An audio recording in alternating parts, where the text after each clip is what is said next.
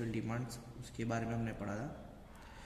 और उसके अंदर मैं एक और चीज़ बताना आपको रह गया था कि क्वांटिटी ऑफ वाटर अगर निकालनी है फायर डिमांड के लिए, तो उसके लिए हमारे पास कुछ 6 फार्मूलाज हैं, कुछ 4 फार्मूलाज हैं जो मैं आपको दिखाना चाहूँगा। और उसके बाद जो छठा पॉइंट था फायर डिमांड, 5वां पॉइंट था हमारा, और उसके अंदर एक छठा पॉइंट था कंपेंसेट लॉस डिमांड, वो उसके बारे में भी हम थोड़ा डिस्कशन करेंगे। ठीक है, तो सबसे पहले फायर डिमांड्स के थोड़े फार्मूलाज देख लेते हैं कि फायर डिमांड को जनरली कैलकुलेट किस तरीके से की जाती है। तो quantity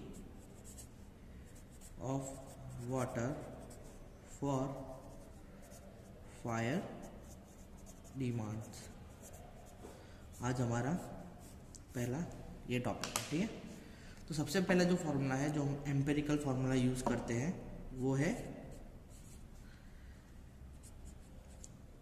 कुचलिंग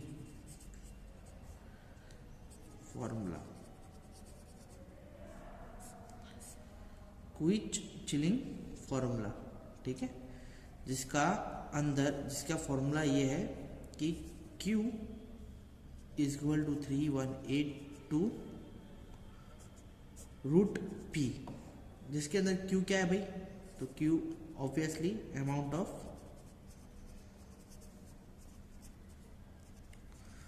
water required in liter per minute, और यहाँ पे P है population in 1000।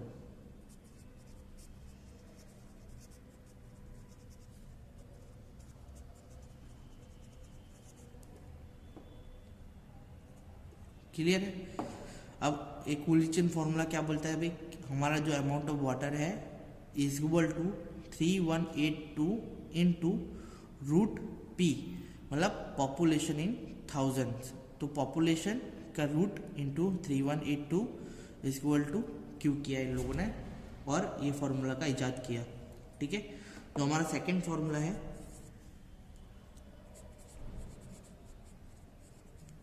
National board of fire underwriters formula.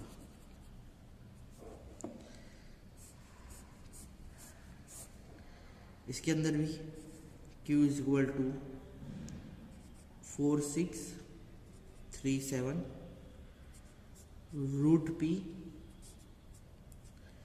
1 minus 0.01 root P। ये अब सेम रहेगा Q amount of water required in litres, और सेम रहेगा P पॉपुलेशन इन 1000। अब इन सब ने क्या किया भाई, रैंडमली स्टडी करी है फायर डिमांड के ऊपर। ठीक है, और उसके हिसाब से जो ये कांस्टेंट नंबर्स हैं उन्हें प्रोवाइड किया है, उनकी अलग थियरी है, हमको उसके अंदर नहीं पढ़ना है। ठीक है, हो सकता है बहुत बड़ी थियरी हो, और उसके लिए अपन मास्टर्स के लिए तो पढ़ नहीं रहे कि इसके अंदर अपन जाएंगे, पर हमको पता होना चाहिए कि भाई ये फार्मूला से हमारी जो फायर डिमांड है वो निकलती है। ठीक है, अब ये जो फार्मूला है जो बनाई गई थी, किसके लिए बनाई गई थी, फार्मूला हायर फायर डिमांड जहाँ पे अपन को चाहिए होती है उसके लिए बनाई गई है। ठीक है, तो this formula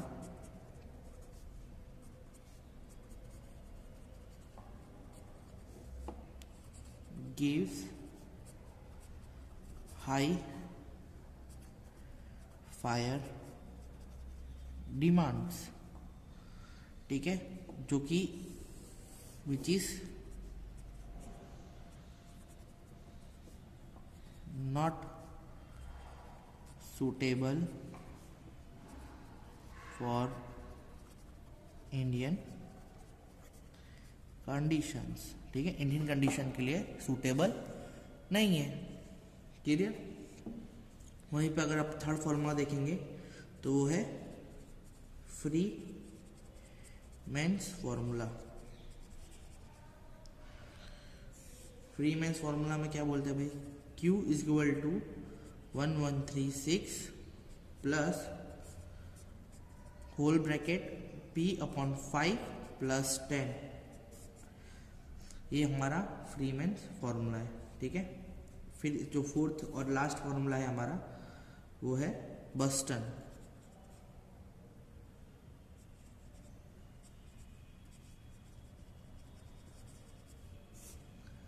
formula which is Q is equal to 5,663√P, जहाँ पे Q और P मैंने जो बताया था, P is amount of water, ठीक है, and Q is amount of water and P is population in 1000, उसके हिसाब से दे के रखा गया है, ठीक है।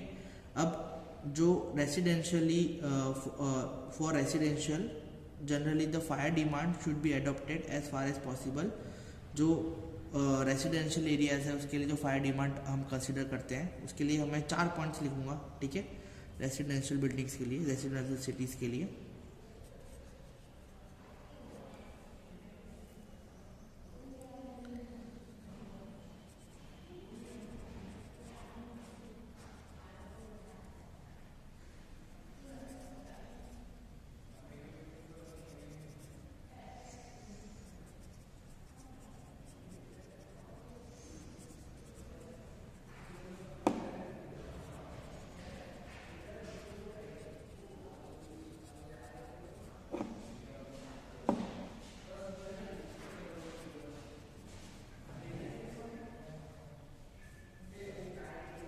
पहला जो है फॉर टाउन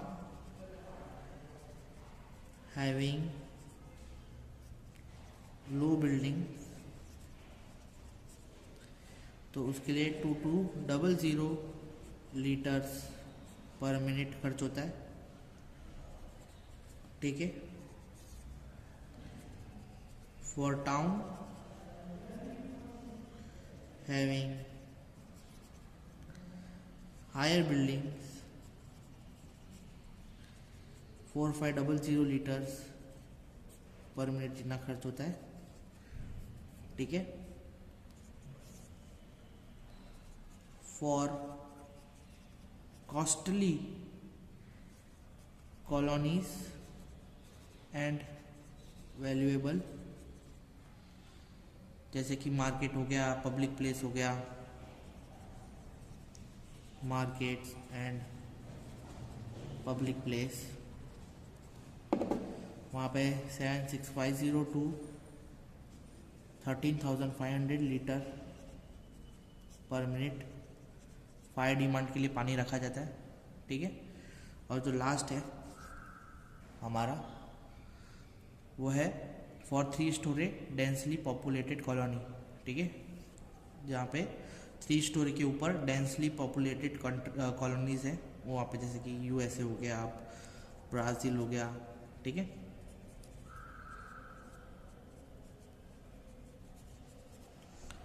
स्टोरी डेंसली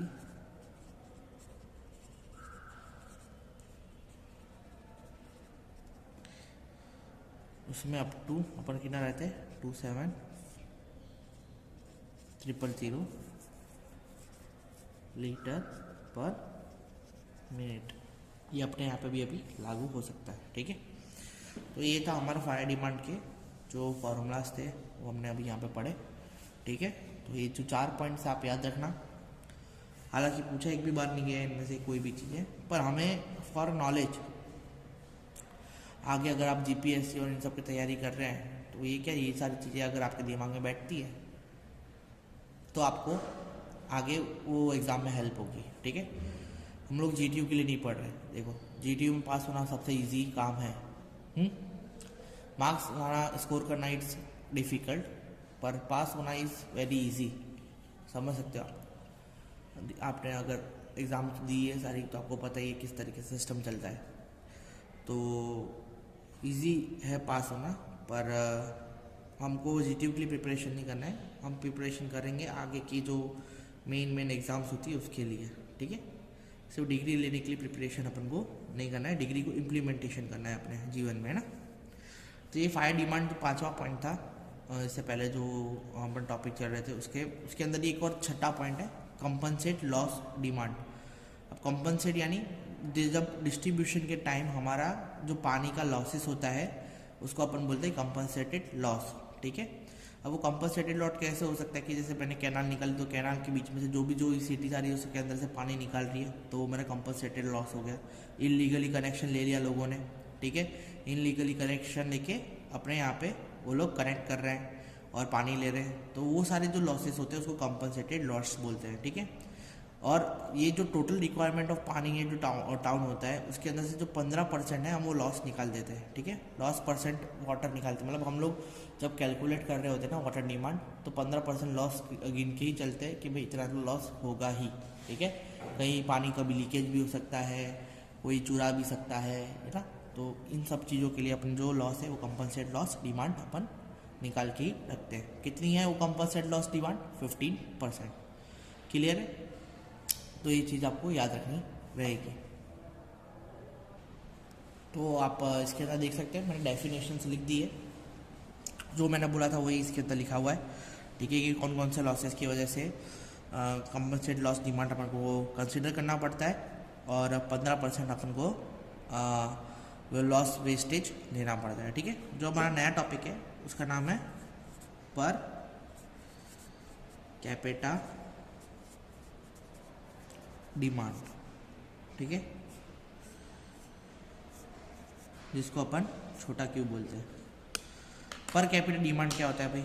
कि भाई एक बंदा एक दिन में कितना पानी यूज कर रहा है, ठीक है, लीटर पर कैपेसिटी पर डे, आप इसको इस तरीके से बोल सकते हैं कि भाई एक बंदा कितना पानी एक दिन में यूज कर रहा है, that is what per capita demand, वो हमको निकालनी होती है, ठीक है। तो वो किस तरीके से निकालते हैं? तो इसकी अगर प्रॉपर डेफिनेशन हम देखी जाए तो क्या है, ये annual average amount of daily water required by 1 person, ठीक है। It is expressed as litre per capita per day, है ना।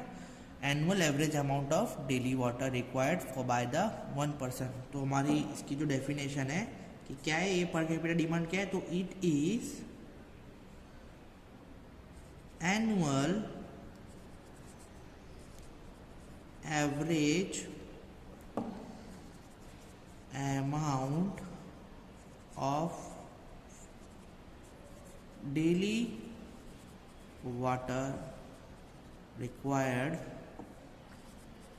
by 1 person। और इसको हम एक्सप्रेस करते हैं, it is expressed as litres per capita per day. Clear है ना। जो मैंने आपको पहले बताया था कि अगर if Q is equal to total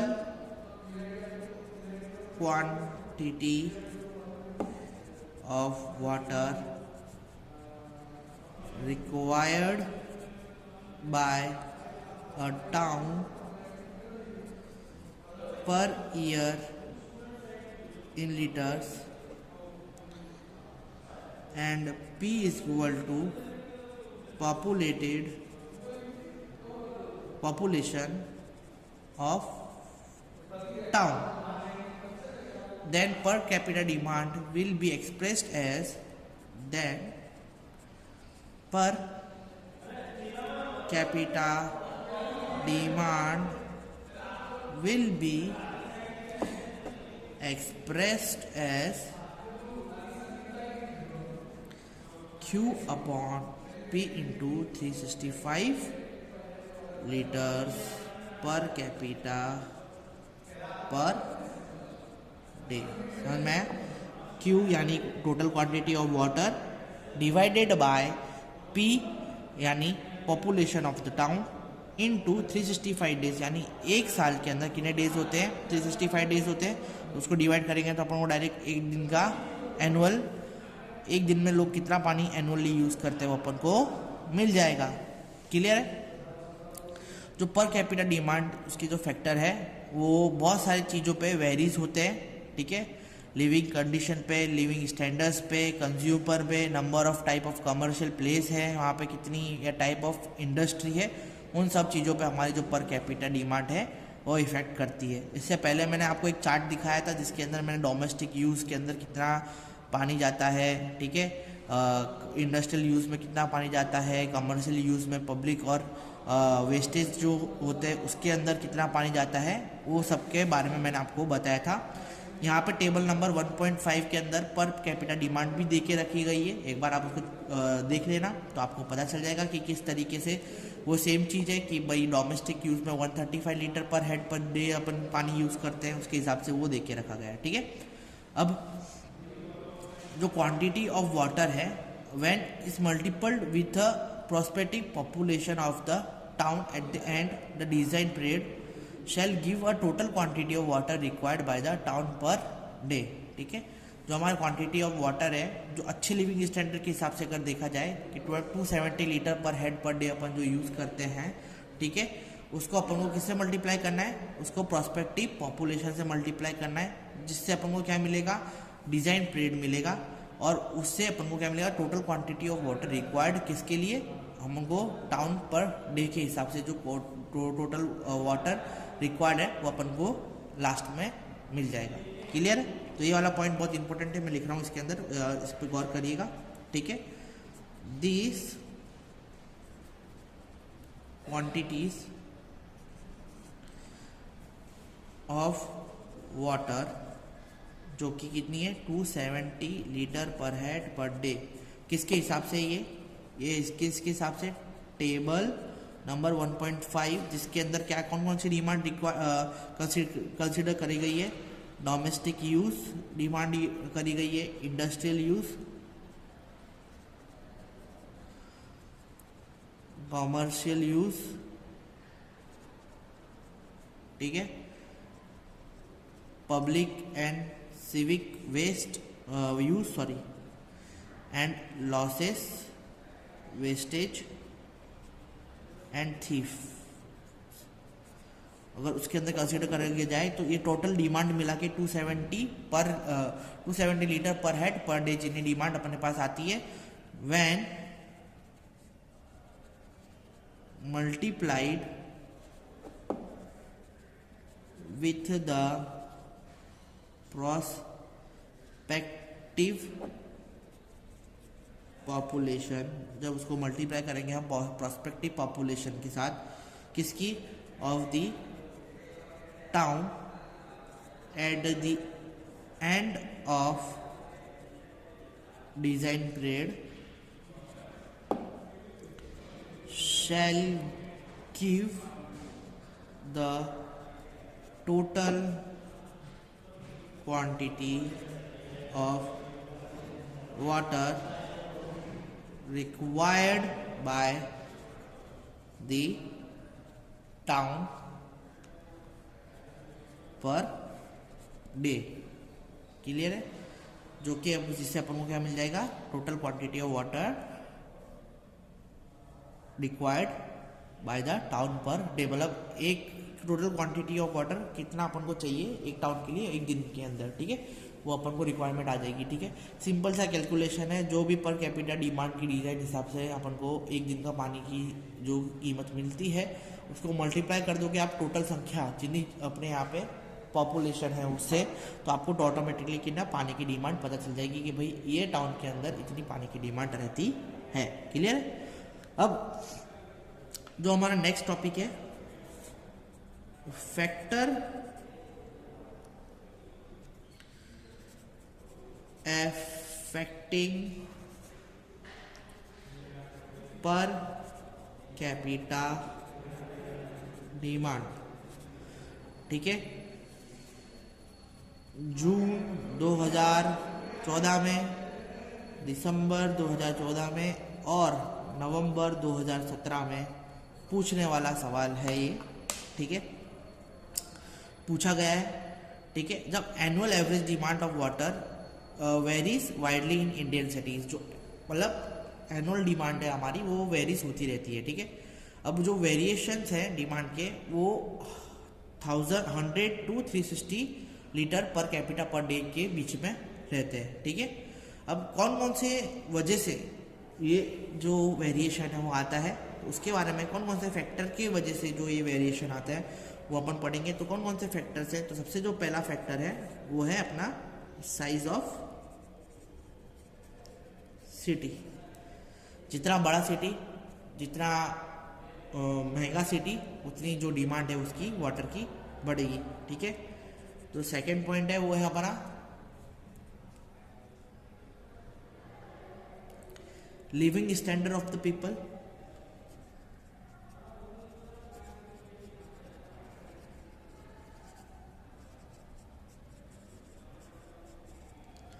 अब लिविंग स्टैंडर्ड ऑफ पीपल कैसे बढ़ेगा भाई। अब जैसे कि गाँव में अगर आप देखेंगे तो जो पानी की जो डिमांड रहती है वो सिर्फ एग्रीकल्चर की ज़्यादा रहती है, बाकी पर्सनली जो हाइजीन लेवल पे जो डिमांड रहती है वो उनकी कम रहती है, ठीक है। ज़्यादा पानी वो यूज़ नहीं करते। तब की अगर आप मॉडर्न सिटी में आते हैं और वेस्टर्न टॉयलेट का यूज़ करते हैं तो वहाँ पे फ्लशिंग जो एरियाज है, फ्लशिंग की वजह से जो पानी का लॉस होता है वो जो कॉमनली हम पानी जो टब में यूज़ करते हैं उससे ज़्यादा होता है, ठीक है।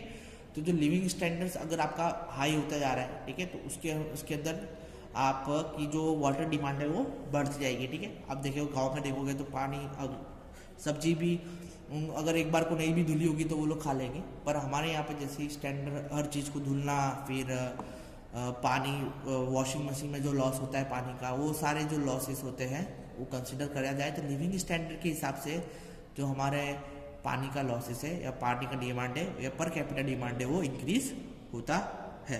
क्लियर। थर्ड जो हमारा पॉइंट है वो है क्लाइमेटिक कंडीशन।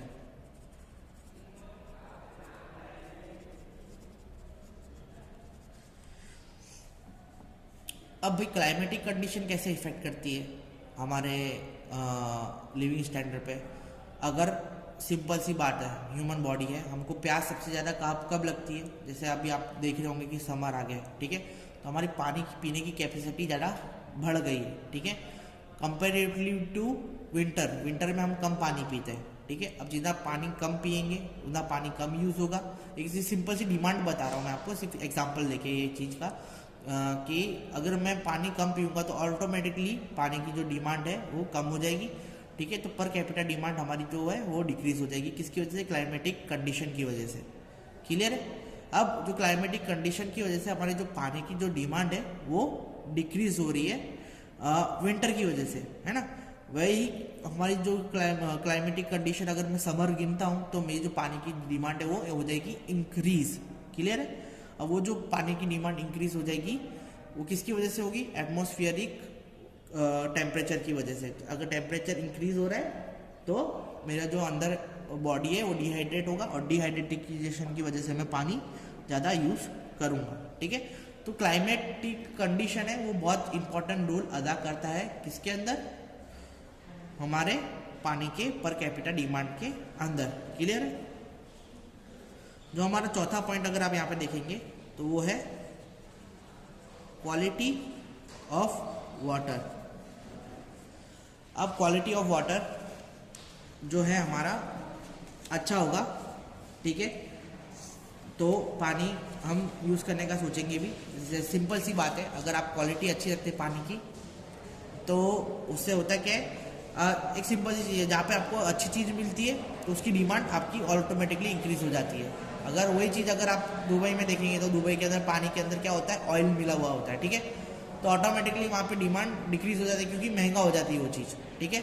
अब जहाँ पे जो चीज़ क्वांटिटी में और क्वालिटी में अच्छी मिल रही है और कम पैसों में मिल रही है तो वहाँ पे जो डिमांड है अपनी इंक्रीज होगी, ठीक है।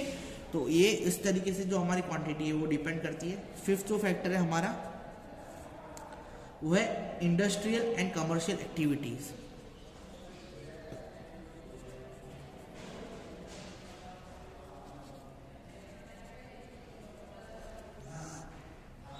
इंडस्ट्रियल एंड कमर्शियल एक्टिविटीज, जो आपका टाउन है वहाँ पे कितनी एक्टिविटीज़ इंडस्ट्रियली और कमर्शियली, मतलब कितने मॉल्स हैं या कितनी इंडस्ट्री है, और अगर वो इंडस्ट्री के अंदर वाटर रिक्वायरमेंट ज़्यादा है तो उसके हिसाब से भी जो पर कैपिटा डिमांड है टाउन की वो इंक्रीज होती है। क्लियर है। सिक्स जो हमारा पॉइंट है, pressure in the distribution system, pressure in the distribution system. ये वाला पॉइंट अगर मैं आपको समझाऊं तो आप एक बकेट लीजिए, उसमें एकदम हल्का सा नल चालू करिए, ठीक है।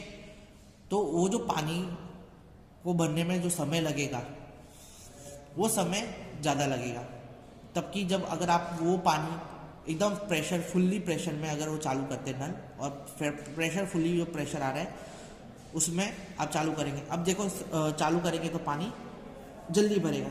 सिंपल सी एक बात कंपैरिजन है। अब जो धीरे धीरे मान पानी ऊपर तक आया, तब आया, तो आप क्या सोचोगे कि यार इतना पानी भरने में मुझे टाइम लग रहा है, प्रेशर से बिल्कुल पानी नहीं आ रहा है इसके अंदर, तो जितना पानी आए फटाफट उतरे पानी में मैं मैक्सिमम अपना यूटिलाइजेशन कर लेता हूँ, ख़त्म करता हूँ।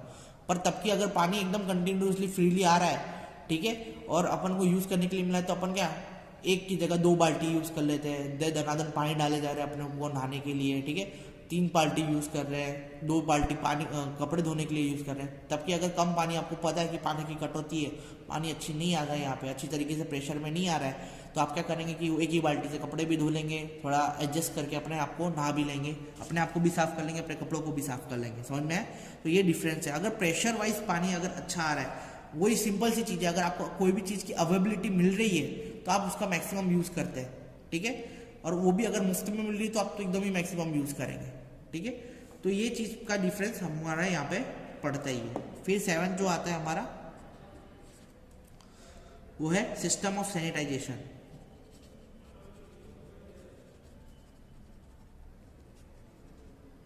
इसके बारे में मैं आपको डिस्कस कर चुका हूँ कि अगर वेस्टर्न टॉयलेट है या वेस्टर्नली अगर एरिया कल्चर को फॉलो करते हैं तो हमारा जो सैनिटाइजेशन है उसकी वजह से जो क्वांटिटी या क्वालिटी ऑफ वाटर है वो इंक्रीज हो जाती है, ठीक है।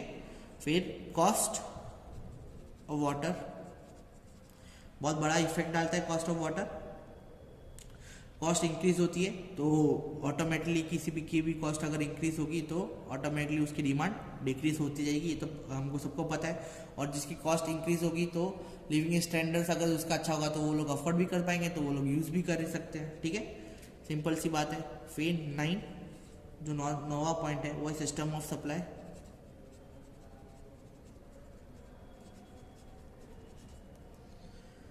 ठीक है, और जो 10वां पॉइंट है वो है metering and method of charging. अब कोई भी चीज़ की आप उसके बाद में मीटर लगा दो। जैसे कि आप कोई भी चीज़ यूज़ कर रहे हो, जैसे पानी का एग्जांपल लेते हैं, पानी यूज़ कर रहे हो उसका मीटर सिस्टम लगा देते हैं, तो जितना पानी आप यूज़ कर रहे हो उसके हिसाब से पैसा चढ़ता रहेगा, और उसके हिसाब से जो पैसा बढ़ेगा तो ऑटोमेटिकली अपने इंडिया में तो ऐसा ही है कि भाई अगर कोई भी चीज़ का पैसा बढ़ता है, Indian peoples are meant to be for saving, मतलब वो बने ही सेविंग के लिए, ठीक है। तो हम लोग क्या ज़्यादातर बचा के रखना चाहते हैं कि सेविंग करके रखना चाहते हैं चीज़ें, और जहाँ पे पैसे की बात आ जाती है तो हम लोग ऑटोमेटिकली हमारा जो डिफेंस मैकेनिज्म है वो चालू हो जाता है। तो मीटरिंग सिस्टम आप लोगों को क्या बताएगा कि भाई तूने अभी तक इतना पानी यूज़ कर लिया है, तो अब इतना पानी यूज़ हो चुका है तो ज़्यादा पानी यूज़ मत करो, ठीक है, क्योंकि उसका बिल अपन को देना पड़ेगा। सेकेंड चीज़ है, जितना पानी आप यूज़ करेंगे उसका बिल आएगा तो ऑटोमेटिकली जो हमारे घर वाले वो पानी की कटौती करना स्टार्ट कर देंगे। तो मतलब ये सब रिवर्सिबल इफेक्ट है वो अपन को मिलते हैं इसकी वजह से, ठीक है। तो आज का जो लेक्चर है हम यहीं तक ही रखेंगे, ठीक है, और कल के लेक्चर में हम फ्लक्चुएशन ऑफ वाटर डिमांड पढ़ेंगे और मेथड ऑफ पॉपुलेशन फोरकास्टिंग के बारे में पढ़ेंगे, क्योंकि population forecasting is very important to find a water design, to do a water design.